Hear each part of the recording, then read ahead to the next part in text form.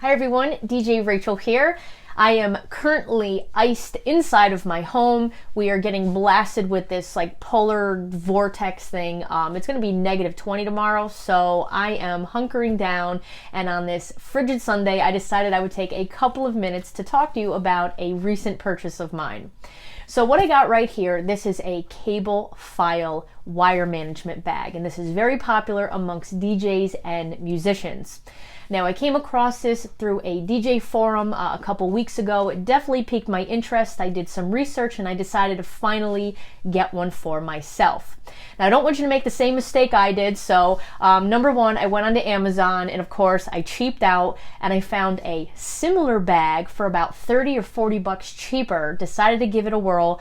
And as soon as it showed up and I went to unzip it and start to expand the pockets so I can start putting my stuff in there, they immediately ripped away from the sides of the bag. It was really cheap and horrible, so that went back right away. I then decided to go with the Cablephyle Ultralight version, and when that showed up, it was just way too small. I didn't realize how small it actually was. So what I have right here is the Cablephyle Lite. So it's one step up above the Ultralight, and I believe it's a step down from the biggest bag that they offer. So the motivation behind this was I work a lot of jobs where I'm actually not able to do a site walkthrough, particularly if I'm doing like a retail gig and you're not sure if they have you right by an outlet, or you need, a 25-foot cord, and you kind of might need a couple of options of wires so that you don't have, miles of cord being run when you only need 10 feet. And I really wanted a simplified, easy grab and go option that I could throw in the back of my car and have exactly what I needed. So I pulled some of my lighter weight, smaller cables out of my big heavy SKB rolling case, and that's where I keep everything. So I have, my 100-foot extension cords with a heavier gauge wire. I have 200-foot XLR cables and a bunch of stuff in there, and clearly those are for really big events, particularly outdoor stuff and stuff that would not be a grab and go option for a smaller gig or a retail environment or something like that. So I decided to get this to keep my stuff organized and keep all the essentials that I needed, right here with me. So I figured today I would show you how much stuff I'm able to put in this bag. And for those of you who might even already own a Cablephyle bag, the larger one, so you could take a look on the inside of the smaller one and decide, all right, well, maybe I want to split this up between a small mobile bag and my wedding bag, or a ceremony cocktail hour bag and my main system bag. You don't have to get, the huge big ones. You actually can fit a lot of stuff in this light edition as well. So that's kind of the point of this video. So I'm going to take what I have packed in here out. I'm going to lay it on my bed so you can see how much stuff we fit in here. So stay tuned.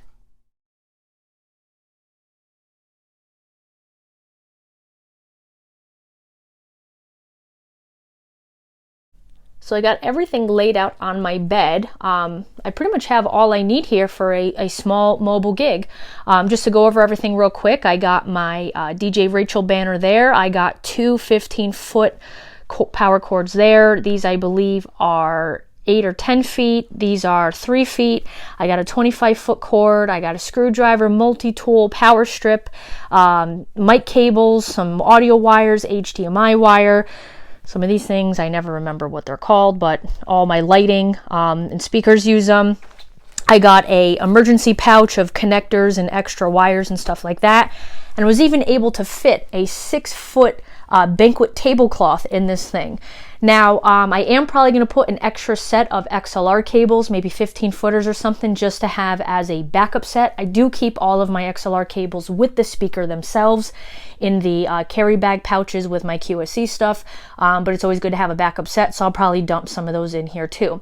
Now, even with all this stuff, I still had more room for more items. It wasn't spilling over. So I still have some flexibility to put more stuff in it, but honestly, this is all the essentials that I need. So what I'm gonna do is I'm gonna put all this stuff back inside the bag and then show you how full the bag is once I have everything back in it. So now let's take a look inside the bag with all of this stuff in it. As you can see, I have all these pockets filled, and things are, nicely coiled and easy to get to. And also I can easily see, what I'm looking for here. And I still have several pockets at the end that I don't even have filled up with anything. So you can see that they're, pretty spacious here.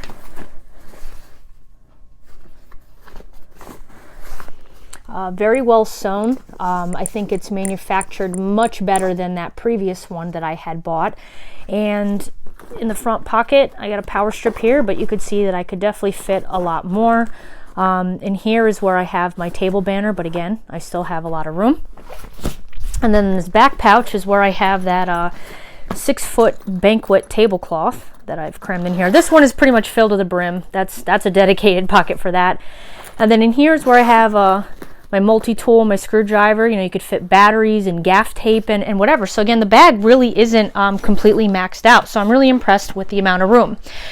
So on to the negative. I do wish these zippers were a bit smoother.